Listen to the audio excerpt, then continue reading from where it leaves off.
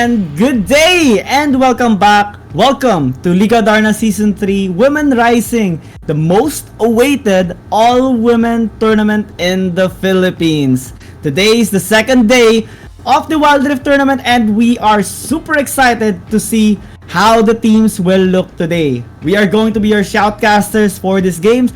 My name is Giang Gaming and I'm here with Y2K. And of course, for this tournament, the daily giveaways, we will have 3 winners. Just keep watching for a chance to win 700. Yes, you heard that right. 700 wild cores. Just follow these 3 simple steps to join. First is like our page and stream. Second is share the stream. Third is tag 3 friends in the comments.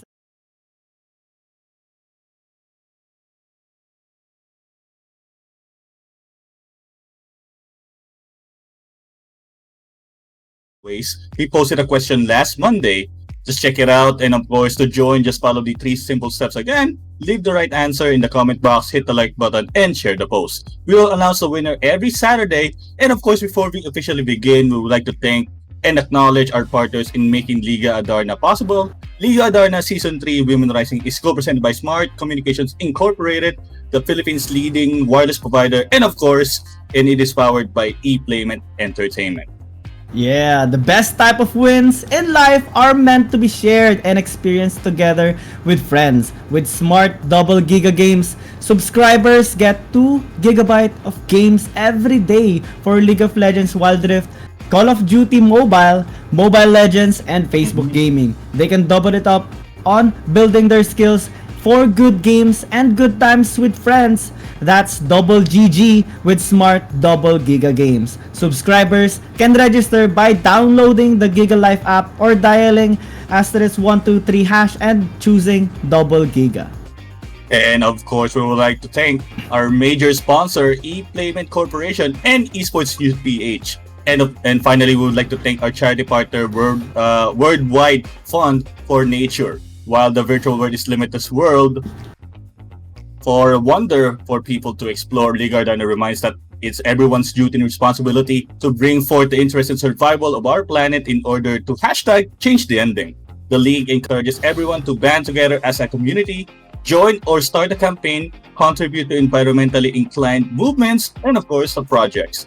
And to take it to the streets, #speak up for nature and call for genuine policy change. Yeah, and all the stars that you guys will be sending will be donated to our charity partner, Worldwide Fund for Nature. That's why we would like to thank everyone for sending stars during our live streams. These stars can help change the ending.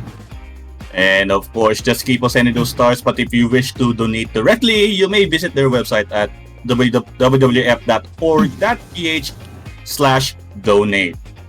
Yan, kaya let's look back at yesterday's games. Grabe yun eh. Very intense matches for the first day of the Liga Adarna Wild Rift tournament. And next play Tempest eliminated for the Wildcats 2-0. And in the second series, Team Lugiami eliminated naman Alliance E-Gaming FE with a 2-0 score as well. Grabe, very dominating teams right now. And in the third series naman, DR Hellcats took down LNG. And in the fourth and final series of the day, RTZ underranked Athena moved on to the quarterfinals. That was only the first side. Now today, let us go to the second side so we can find out who else will go to the quarterfinals of the Liga Adarna Wild Rift tournament. Remember, by the way, guys, that the registration for the COD Mobile tournament is still open, so make sure to go to the Liga Adarna website or Liga Adarna Facebook page to register.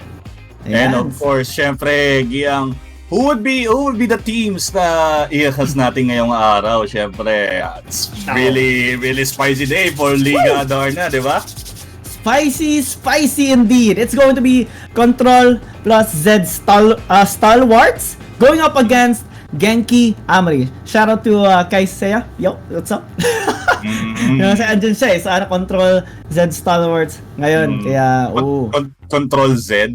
It's like... Control Z.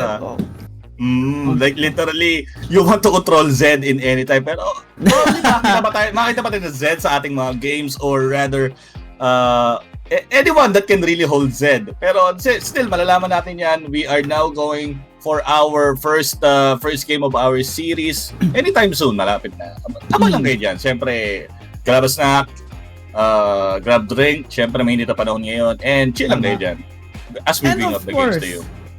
Of course, diba, Happy Mother's Day na rin. Kasi nakita ko yung post ng Smart Communications Incorporated. It was a very, very sweet post. Moms don't need capes or masks to be superheroes. They protect us and care for us with their toughness and love. This Mother Day, let's give them all the attention and appreciation for that a superhero deserves. May hashtag pa yun Hashtag Mother May You. Ganda, ang ganda. Very sweet.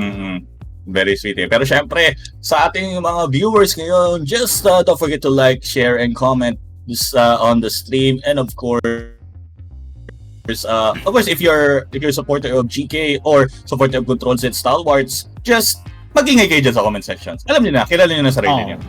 Make sure to support the teams that are competing today. Syempre, they do deserve all the support. And speaking of support, we are very, very excited for what our analyst would like to say. And of course, let's welcome Izaq. Take it away. Hi guys. Thank you for that. I'm Izaq. I'll be breaking down pick and bans for game number 1 in this one. This is going to be fairly interesting between Control Z Stalwarts and Genki Amory. We're already seeing a first pick Camille here by Kaisaya. We already know why.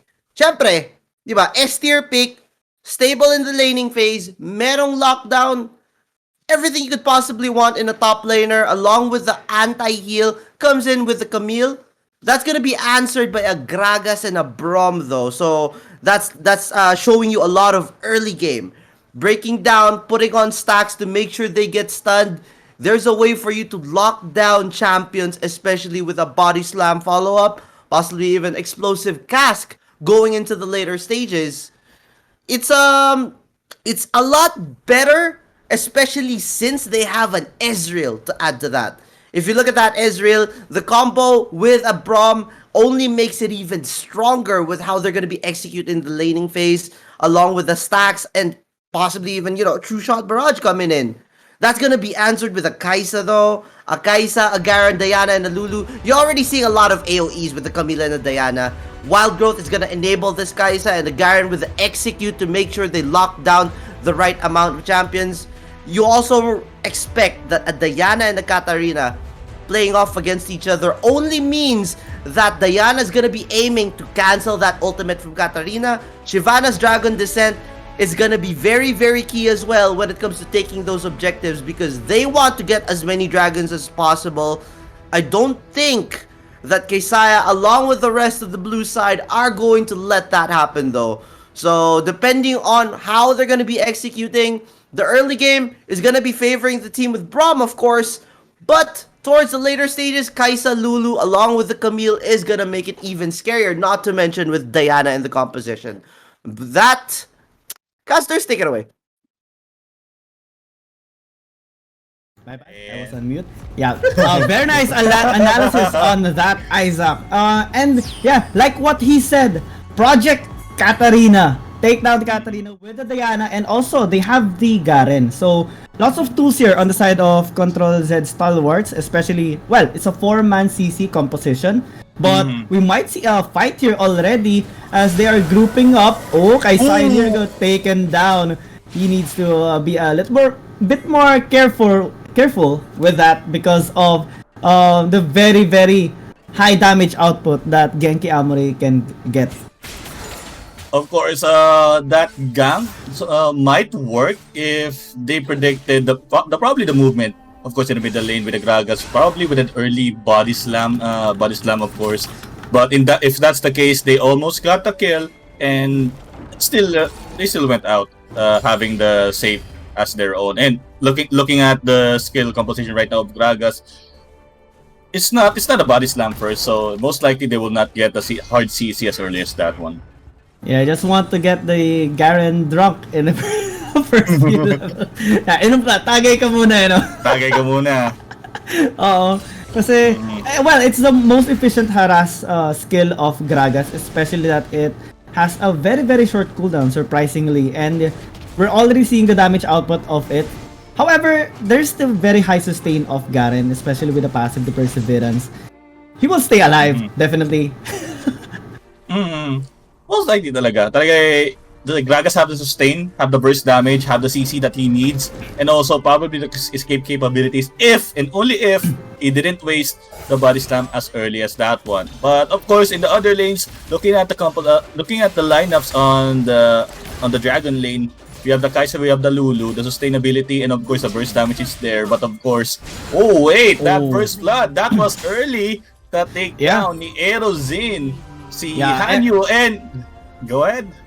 Yeah, Diana with the first blood onto the Katarina. And of course, that first blood is brought to you by ePlayment Wallet, your digital partner, your digital wallet for gaming and entertainment. And like what you said, yun nga, it's very surprising. And just like what Izaq told us in the Champion Select a while ago, the pick and bans talagang ka-counter nitong Diana yung Katarina. And again, Puyo almost taking down Kaisaya, and luckily she have the passive up na kahit pa paano can soak more damage. Talagang munti ka na siya dun eh. Yeah, it was like a close call. Siguro kung ako yung naglalaro doon, medyo baka mabitawan ko na yung phone ko or akala ko deads na ako. But no, she continued to back away, and of course, it was a very, very close moment. And having that no kills, siyempre, a lot of resources have been used by the Gragas. Even the barrier was used. So, he's a lot more vulnerable in the lane. Camille can actually go for a turn gap. And siyempre, kung ikaw yung muntik na mamatay, siyempre gusto mo ng revenge, di ba? Yeah, of course. Parang ano yan eh. Hindi ka naman tipong galit na galit, pero at the same time, wait lang, mayroon na namang nangyaring kill doon na hindi natin napansin. But yeah, another kill for Erozin. But ito talaga eh, if the Katarina will be behind early on in the game, magkakaroon siya ng difficulties in rotating eh. Especially, yung power spike mo really relies on the item before the Death Lotus. Kasi Death Lotus really have a high scaling depending on the AP that you currently have. But if this is the case, paulit-ulit kang na pick off, you might be in trouble. Lalong-lalo na kasi on the rotation na ginagawa dito ni Kaisaya. And of course, we're already seeing the Katarina having a lot of trouble here in the mid lane. 2 deaths already, and she's currently very, very behind. That's a lot of gold difference in the mid lane pa lang kasi it's a 1.2k gold lead by the Diana, and we're already seeing her rotating in preparation for this Mountain Dragon. And it gives the impression already that this Katarina pick might not be the best case scenario here for Genki Amory, but they will still try to engage here, contesting the Dragon. And Yami is taking a lot of damage. He got taken down by the Katarina, and he is rampaging all over the place, trying to assassinate this Kai'Sa. He will get in a short span of time. They managed to steal out this Mountain Dragon. Genki Amory might just have found their perfect timing. And with that killer instinct, almost leaving the Kai'Sa alive, but out of nowhere, there comes the backup from the Gragas. But still a nice contest on the Mountain Drake, and they secure it together with some kills in their arsenal. That's why from 2-1 naging 4-4 all of a sudden. Yeah, and we're seeing Genki Amory now having this 1,000 gold lead. It's not a lot, but from a while ago, it's a huge difference. This time, a Control Z Stalwarts are trying to make a pick here onto Hazel, but with the help of the Braum, they managed to disengage successfully.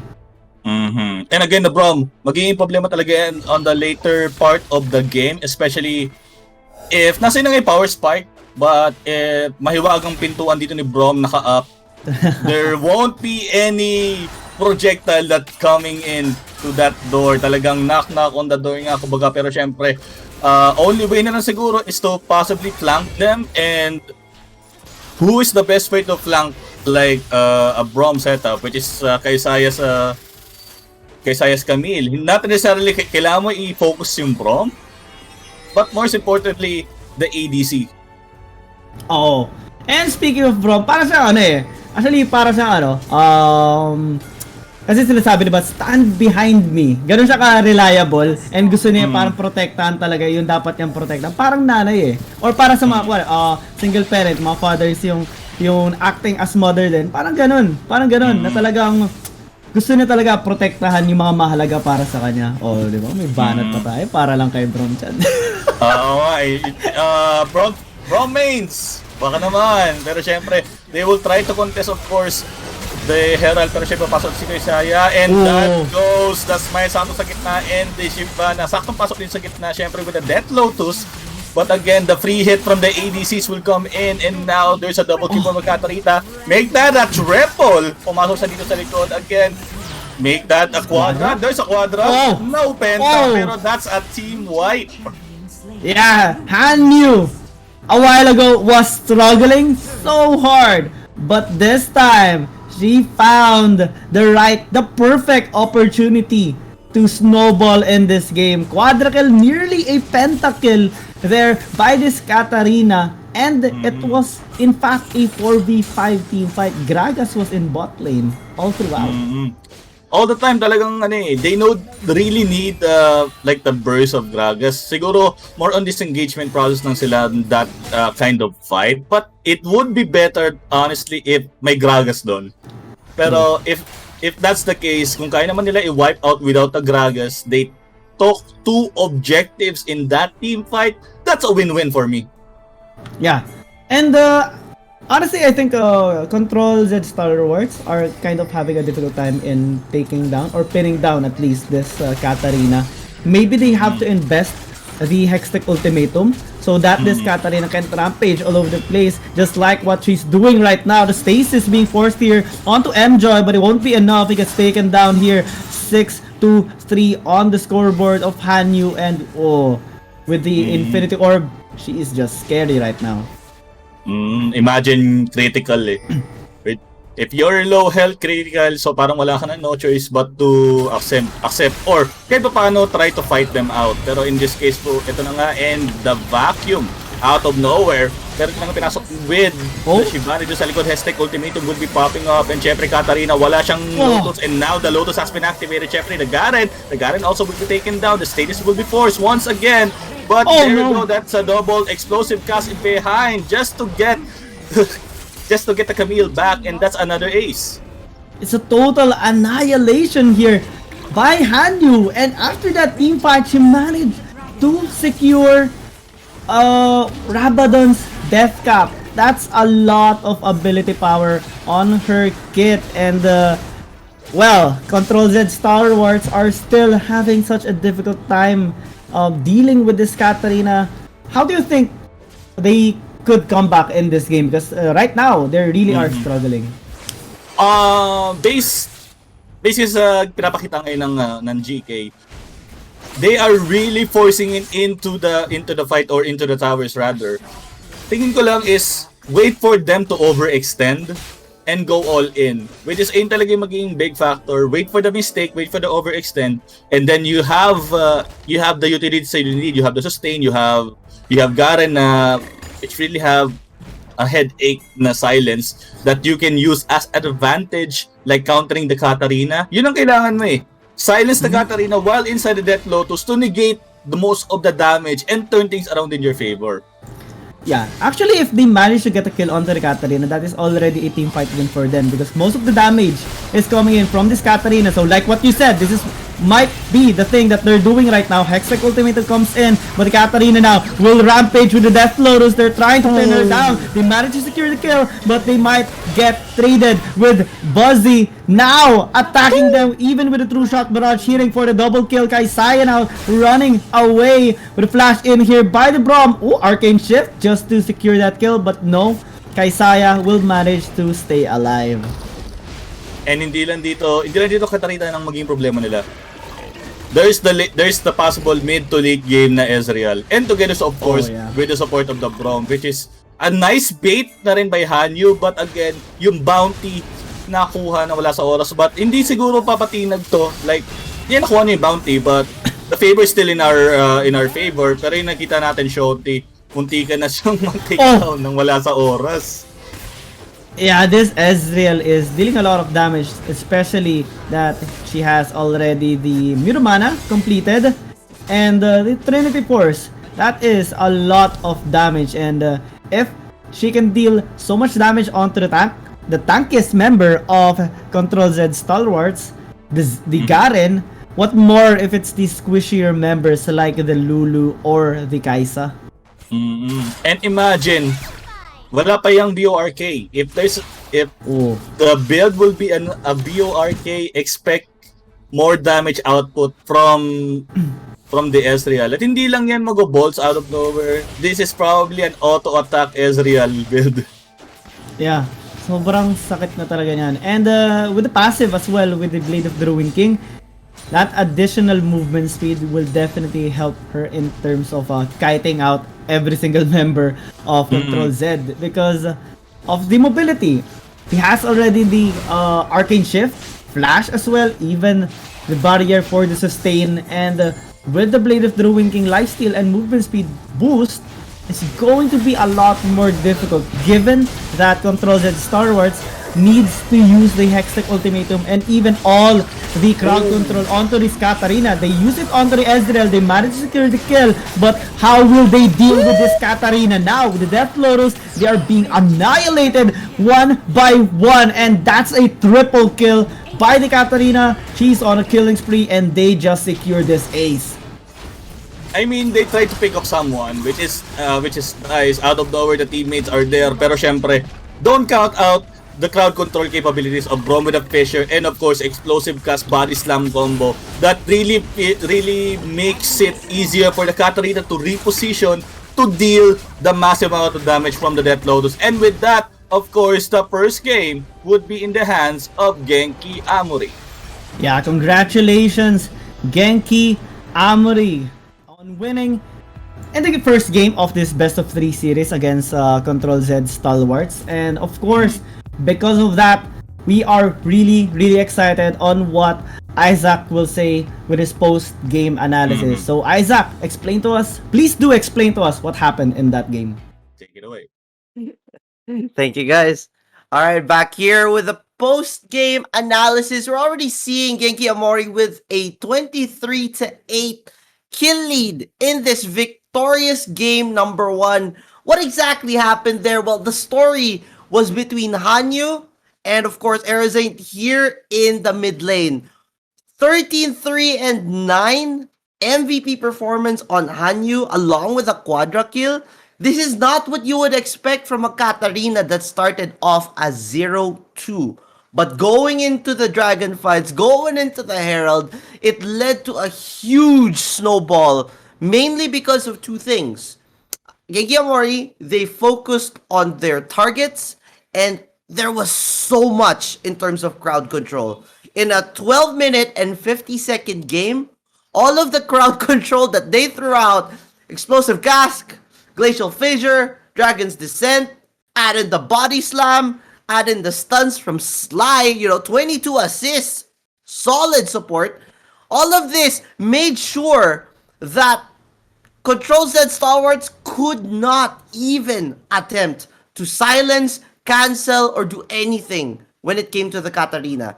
Got a steal on the Dragon, got a Dragon in the second one, the Baron was taken as well. Not to mention, they also led a 4v5 teamfight win in the Herald that they stole. So, adding to all of that, it allowed the Katarina just continuously snowball, picking off member after member after member in a team fight, and you could already see it in the gold chart. It looked fairly even. Very even. But then, going into the 6-minute mark, when the Herald fight broke out, getting that quadra kill was the Katarina. Hanyu, just absolutely solid performance there. And then the lead just kept growing and growing until Genki Amory just went to take that Baron. And then eventually, a pickoff on the Ezreal in the mid lane led to the rest of Control Z Stalwarts getting completely wiped, thus allowing Genki Amory to pretty much just end the game then and there and take a 1-0 victory over their opponents. You could also see from the gold graph itself, that it was way above 13.5k. Breaking it down as well, if you look at the damage output for all of these champions, 10, 20, there we go, 23k on Hanyu. Bunzi was actually able to deal 19,000 as well. But looking on the other side, there was a lack of damage. Aerozen only had 14k. Mjoy had 11,000. They were not able to do enough to actually take out the right targets. And with the beefy lineup coming in here for Genki Amory, it was just fairly easy for them to just chain all of their crowd control, make sure that Hanyu goes absolutely wild, and then Bunzi with the free hits. Very, very solid performance from our ladies here. And with that, let's take it back to the casters. And Very nice thank you so analysis. much. Yeah. Thank you. And of course, ano naman eh, naka-smart siguro sila, no? Kasi, syempre, with double GG, with smart double Giga games, yeah, they should lead up to this with how you win games and have fun, of course, spending time and bonding with your friends. And of course, when you have fun with your friends and you have that no problems in terms of network connections, you definitely have a higher chance in terms of winning your game. So with double GG, smart double Giga games, it is very, very essential and helpful to allow yourself to win more games. And of course, because they have 2 gigabyte of games every day for League of Legends, Wild Rift, Call of Duty Mobile, and Mobile Legends, and of course Facebook gaming, it is such a huge difference in terms of network quality. So download the Giga Life app at one link to /GigaLife app or dial *123# and choose double Giga.